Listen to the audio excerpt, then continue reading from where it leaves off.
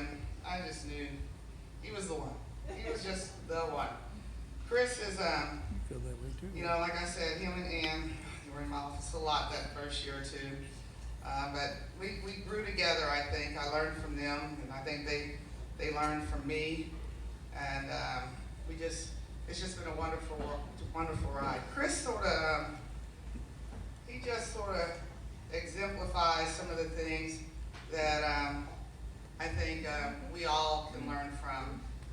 One of the things about Chris is when he complains about something, he wants to really do something about it. I mean, you don't know a kid who, and I'm calling you a kid, so you're young as long as you can, Chris, who truly hated electronic health record. All right? If I can't tell you once, and I can't tell you how many millions of times Chris would come in there, all we do is sit at the computer. That's all we do. Are we ever going to operate? We just sit at the computer all the time. And I said, well, Chris, you have to write notes.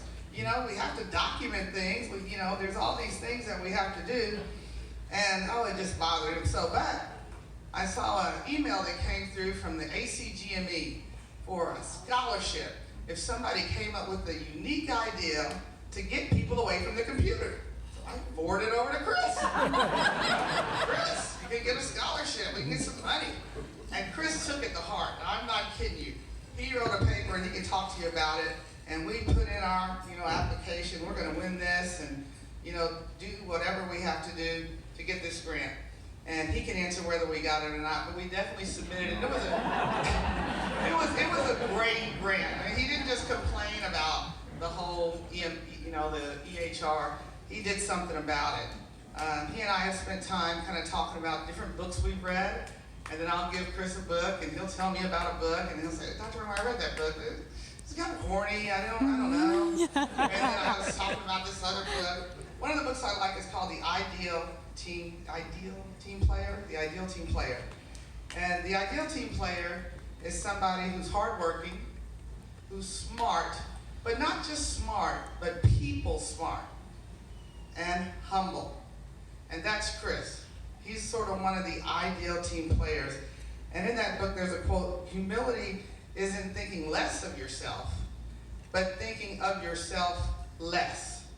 And so Chris has kind of exemplified that along with Ann and along with Byron. So let me go through Chris's course, and then we'll bring him up without any further ado. So Chris, he's kind of been around, done a lot of things. So Chris started in 1999. He knew exactly what he was going to do. He was at the Naval Nuclear Power School. Okay, that's where he started his career. In mechanical operations with an emphasis on chemical and radiological controls. So he's got it down. This is me. This is what I'm going to do. Until about 2000, so that was 1999. So quick change, all right?